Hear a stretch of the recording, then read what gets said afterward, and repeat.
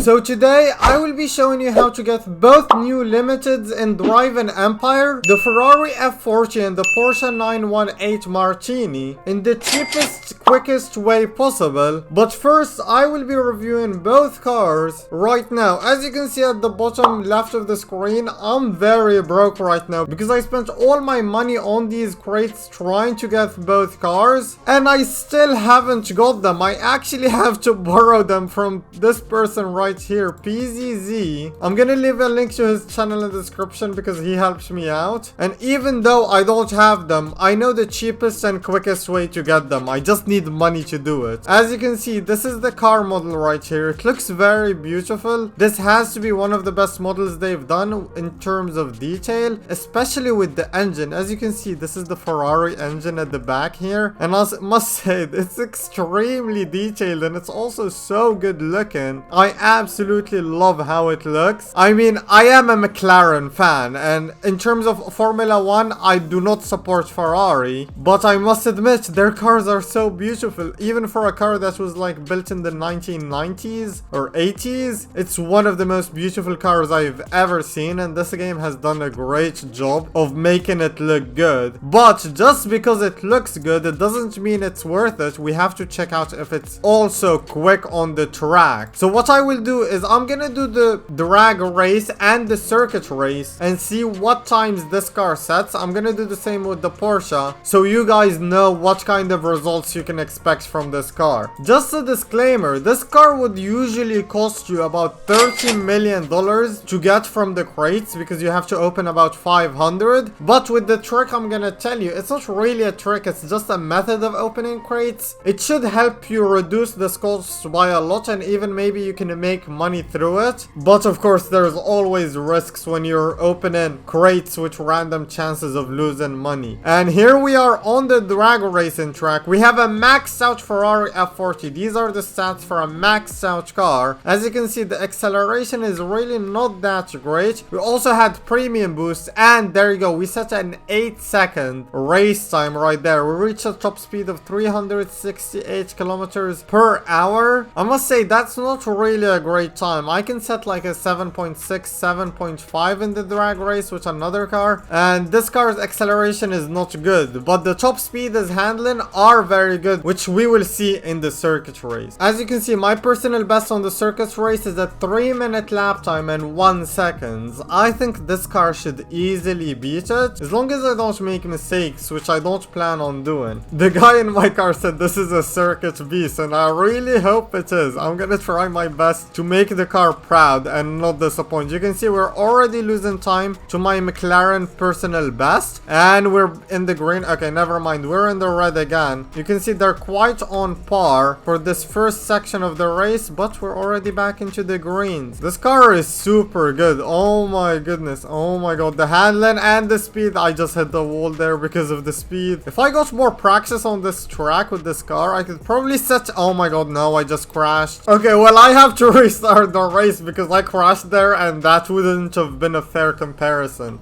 As you can see, so far we're up 1.5 seconds on our personal best, and this is still the first lap. I wonder... Oh my god, we're gaining even more time. We're at 2 seconds right now. So this should hopefully be sub 3-minute race. Maybe even way better if I can keep up my focus. Okay, we're getting close to the end. We're about 3 seconds up on our personal best, and we're... Oh my god, we're 4 seconds up now. We gained about 1 second in one checkpoint alone, which means we probably did a mistake in our personal best. There you go, 4 seconds up. Oh my goodness, 4.6 seconds. Let's see, how good is this lap gonna be? I wonder if the Porsche is gonna be quick or not. There you go, we're at the finish line. 5 seconds. We just did a 2 minutes 55.6. that only took me like 3 tries to do because I kept messing up, and that absolutely abolished my previous personal best in the McLaren. You can see our top speed was 431 kilometers per hour. This car is quite OP for such an old beast, but I don't really think it's worth about 30 million. Maybe less if you do the trick, like I said. And that's pretty much it for the review of the Ferrari. Next up is the Porsche. As you can see, this is the Porsche 918 Martini. The game has had other Porsche 918s previously, but this is the Martini version, which is a racing livery. This has a 0.3 chance of dropping in the crate, of course. Slightly better, about 50% better than the Ferrari, but it still puts it as like $20 million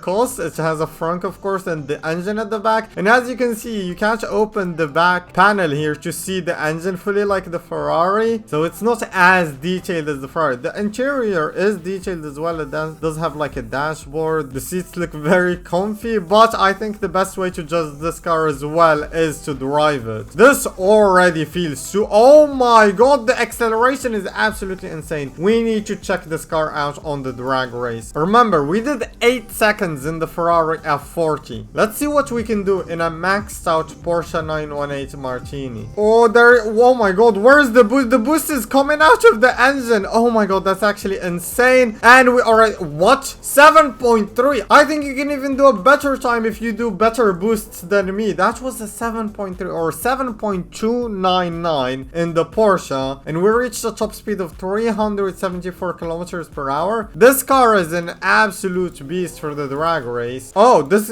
guy just told me to press... Oh my god, wait, what the heck? When you press U, it removes the cover of the car, the roof of the car. So it's a convertible. Oh my god. It doesn't have the cool animation like some other cars. I'm gonna keep the roof on for aerodynamic purposes though. And of course, you know where we're going. We're doing a circuit race. Here we go. We're doing a circuit race. The acceleration on this car is absolutely amazing. You can see we're already in the green. But, oh, the handling is decent. It's not as good as the Ferrari F40, I would say. But it's good. Maybe the Ferrari F40 had good handling because it wasn't as fast.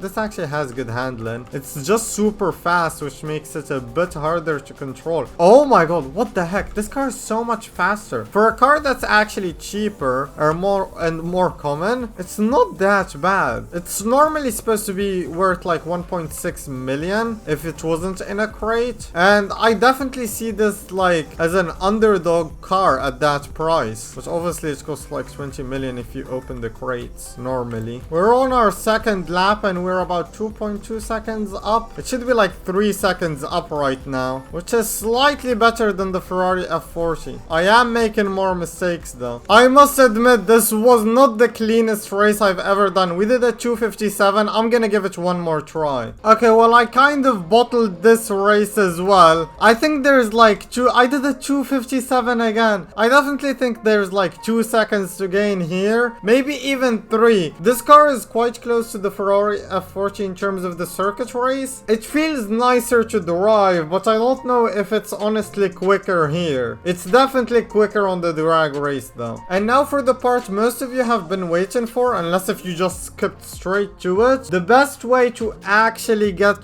the cars without spending all of your money. The reason this car would cost you 30 million or the 4-star would cost you 20 million is if you kept opening the crates and you really didn't get any value back from the ones where you didn't get the cars. Let's open one crate right now, for example, and there you go. We got one of the cheap cars. The car we just got costs about 23 grand, so we get 23 back guaranteed, and we can keep opening crates if we had extra money. Now what I recommend you do is that whenever you get one of these cheap cars you don't want, instantly sell them, or like open 3 crates or 5 crates, no more than 5 crates, and keep selling them every time. Let's say for example the Supra, I believe it costs about 66k, which is basically another crate. But if you get the Supra, you open a crate and you get it again, you only get like 33k. So the other 33k is completely lost. So your best way of getting the cars is avoiding duplicates, because when you have duplicates, you're basically giving the game money that you could have had. That's basically the best way you can do it, but you're still gonna have to open a lot of crates, and hopefully you shouldn't lose your money like me. I was trying this method and I went from like 1.2 million to 900k, and when I focused on selling my duplicates, I went back to 1.5 million, and then I just started opening and I gave up and I had a lot of duplicates, and that's how I went broke basically. So I hope this helps you out. If it helps me out, let me know in the comments below if you got the cars and how long it took you, and let me know how much money you spent on this update. And also smash that like button if this video was helpful, and subscribe to the channel to not miss my future videos. If you want to watch my previous Drive an Empire video, click the video that pops up on the screen right now, and I'll see you guys next time. Bye bye.